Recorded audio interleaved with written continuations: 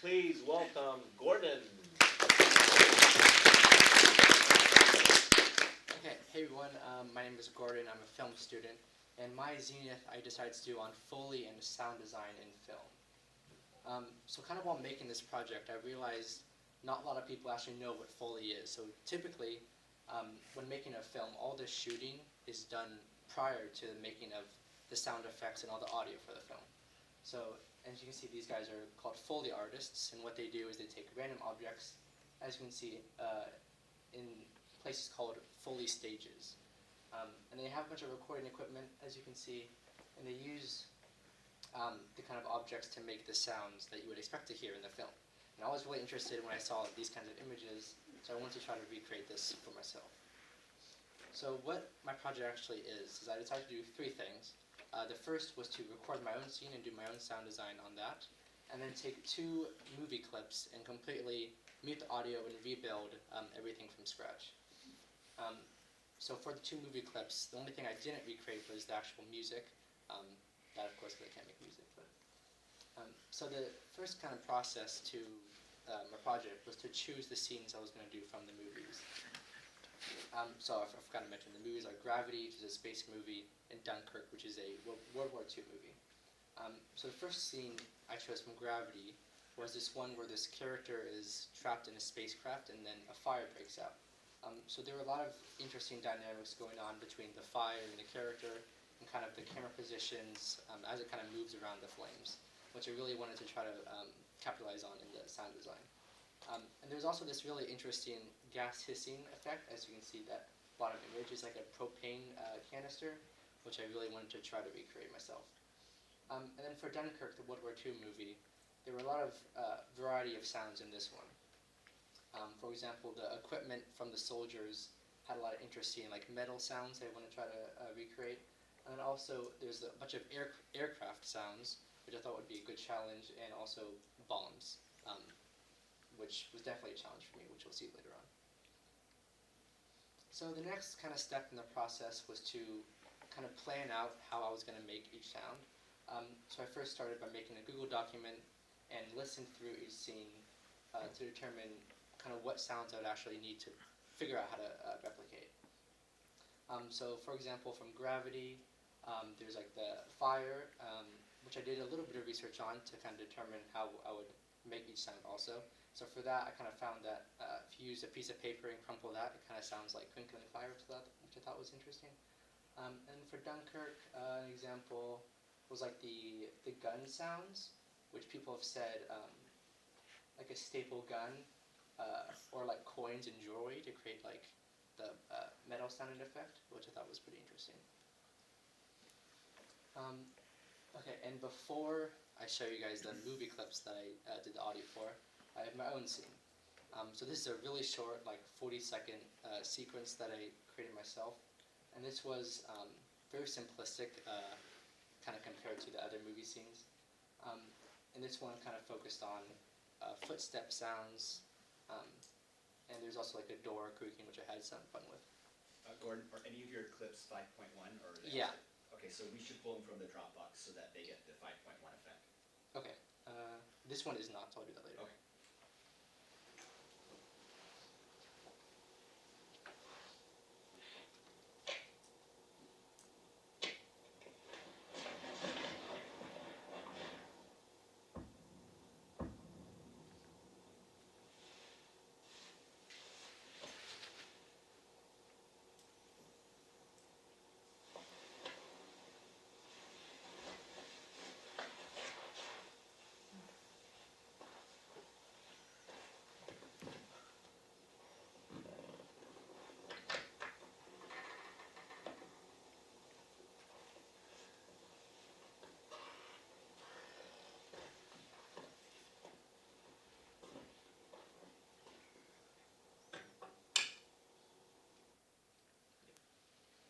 Okay, so as you can hear, is mainly focused on footsteps, and then the lamp was also another thing I experimented with. Yeah. So here's some images, just really quickly about how I made some of the sounds. The bed sounds, I of course used an actual bed. A lot of the cloth sounds was also fun to experiment with. footsteps, as you can see. Okay, and then quickly I wanted to show the editing timeline for Premiere Pro. This is what the finished product looked like. And mainly I just want to show this so you guys can kind of compare to the later ones, which get a lot more complicated. Okay. Pull that in the top box.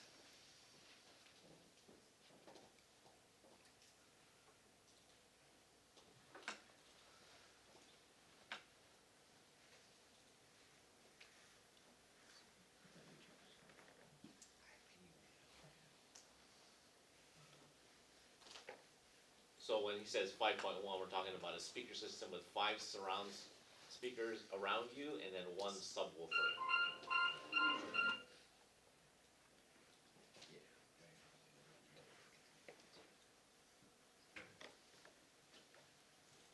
Double click it, just double click the video. Is that? Yeah, double click it there. Right on the image, just double click the image. There you go. Okay. So for this one, every single piece of audio was recorded and edited in by me, except the soundtrack. That was kept original.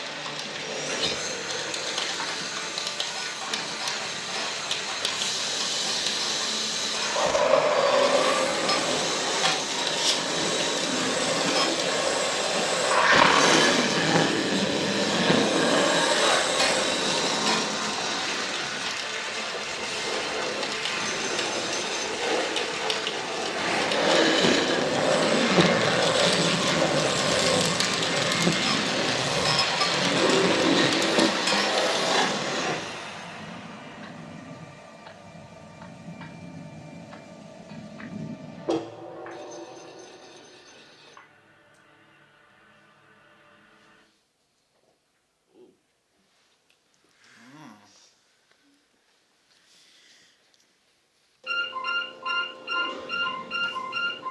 Just hit it again, just hit next again, it'll skip past. Yeah, I tried. It's hard playing the video. So you gotta click the slides. Yeah. Got it. Okay. So a little bit behind the scenes. For those propane canisters and like the gas hissing sound effect, I found this like dust spray, which I thought was interesting, and it kind of had a good metallic hissing sound effect, which I utilized. And then for the fire sounds, I really focused on this, as this is like the main element in this clip. So I used a metal pan, and if you slide that like across a carpet floor, it sounds like kind of like a metallic roaring, which I utilized for the fire. And then I also layered that with a bunch of other sounds.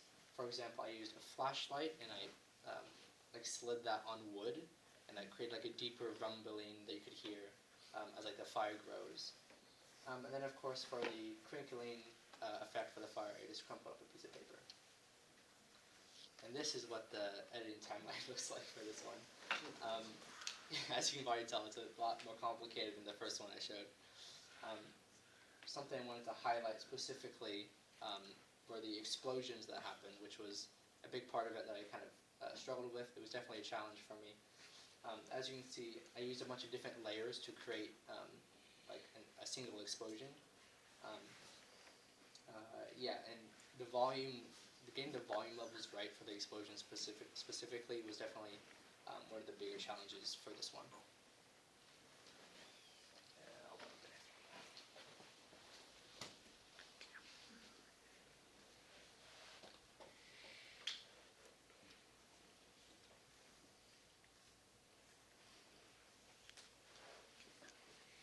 This one I don't have in the Dropbox, so we'll just watch it here. This one is the Dunkirk World War II movie. A bit of context for what's happening in this scene. You'll see a bunch of soldiers stranded on a beach as they're waiting to be rescued by ships. But in the meantime, they face an enemy attack.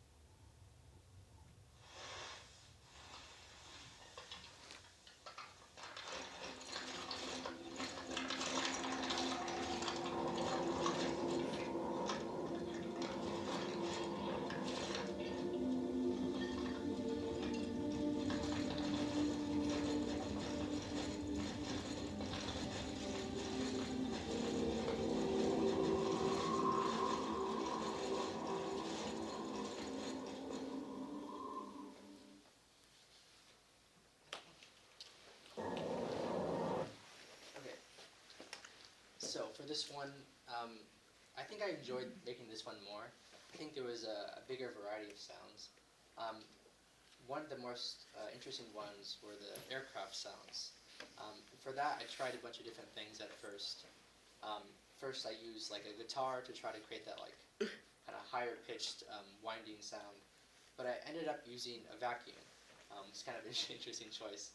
And I used a bunch of like pitch and other distortions that are available in Premiere Pro to kind of create that effect like it's passing over you. For the gun sounds, I used a tape measure. And for some of the equipment sounds, I layered a bunch of sounds like from my backpack. If I would just like shake it, sounds like soldiers. And then also my pencil bag, which kind of I think works really well because it has a bunch of different elements in it that kind of sound like what a soldier might carry. And this is the Premiere Pro timeline for this one. So, as you can tell, a lot more complicated. A lot of different elements going on. And I wanted to highlight the plane sound specifically. As you can see, a bunch of different elements layered on top of one another. While I only used the vacuum, I was able to give a bunch of variety with different distortion effects. You can kind of see up the different layers there. And then another thing were the explosion sounds, which I definitely struggled. This I think took the longest out of everything here. The effect of like it starts off muffled in the distance, and then as it grows closer, you can kind of hear more of the bass. And trying to get it right so it would look like it's exploding in sand was also another challenge for me. And so, thank you.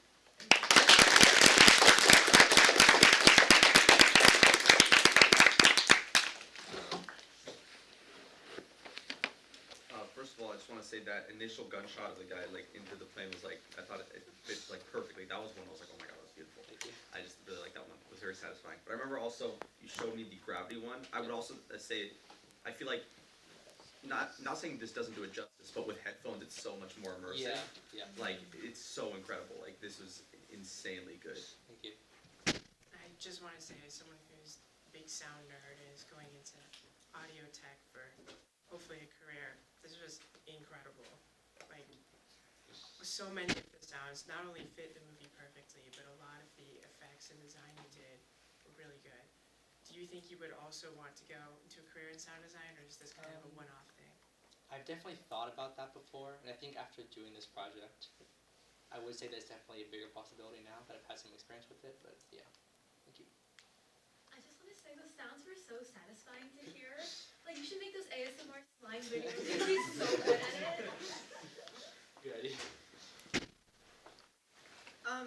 said that you used like some of the original soundtracks. So like, what parts of the like audio would that be? Let me think. So it's kind of hard to kind of explain it without showing. Kind of just like you can hear like some like for the gravity one. When do you remember the first time it cuts like the fire? That like a lot of the like backing like you can kind of hear some drums. You probably have to go back and watch it if you wanted to like pinpoint exactly. But the majority of it is my own sounds. Like even like the whooshes as the camera like pans that was by me. For the gravity one specifically, when the character hits her head, the like the high pitched ringing sound that was already in the soundtrack. So that was something I didn't create. But yeah. So I noticed that those are practical effects using, props and cool things like that. Do you see or do you know if Foley is all gonna go digital? I mean, is there a way to do that? I really don't know very much about it, so. I think people still prefer Foley now, even with all the digital stuff, because you can tailor the movements to the characters. Like for that, my own scene that I did, it was helpful to like play the video while making the sound, so I could like move with the character, so it would sound as realistic as possible. Versus if I took like a sample online, I would have to do a lot more editing to that to make it sound like it fits the scene. So there's a chance it goes digital, but I think it's still gonna stay relevant. Talk to it for maybe some of the people in the room that are not film students or maybe who haven't done this type of work before. Talk to us about some of the reasoning for like, now that you've done this a few times, tell us like why do we do it this way? Like why aren't we just using the sound on set? Like why is this a preferred method? It's so much more work, it's so much more time. Why aren't filmmakers just capturing the sound as it's all happening on the set? Obviously for some things like, Dunkirk and CGI planes or whatever, like there's gonna be some sound effects that we'll need to add, but why not just take some sound effects from the internet? Like we can download that kind of stuff. So like this was a lot of extra work. Like tell us what you learned and kind of the why we do it this way. Well, there's a lot of different reasons. One is that usually it's a lot harder to carry more equipment with you on set. So if you were to try to record every single sound that's going on, like every single footstep, it's like another microphone. So I would assume that's a big part of it. Another, like I said, is like tailoring the sounds to the scene. So online you wouldn't get the same like customization. And then I'd probably say another big reason is like creative control. Like when you're able to create a specific sound for a scene, you can kind of adjust it how you like, even though it might not be the most realistic. So when you actually film something, the sound of like a gunshot might be like way too loud for an actual microphone. Versus if you create that in like a studio, and you don't use an actual gun. Like for mine, I used a BB gun, which is like a lot quieter. You're kind of able to tailor that more specifically to the story you're trying to tell as well. How long did it take you to put the audio together for all of it? So, let me think. For my own scene, that was like probably like an hour or two. For Gravity, I say pretty similar to Dunkirk. They were probably both around 15 to 20 hours each. What did you use for the explosions for both of the movies? There wasn't one sound that I used. I had to like combine a bunch of different sounds with effects in Premiere. So let's see. For example, for the Dunkirk ones, I would use like for the bass kind of sounding effect. I would use. I dropped a big textbook on the floor to kind of create that like impact sound, and I would add a bunch of reverb to that, and then combine it with a bunch of other stuff as well. That's an example. Did you thought about record how you record it? I did, but then I realized how much more work that would be. Okay. Like setting up the camera and the microphone at the same time would be a lot of work. Are you gonna use Foley like sound design in the future? Like for whatever you make? Yeah, after experimenting with it, I definitely see like why it's used. So yeah, if I make something in the future, I might. Thank you very much.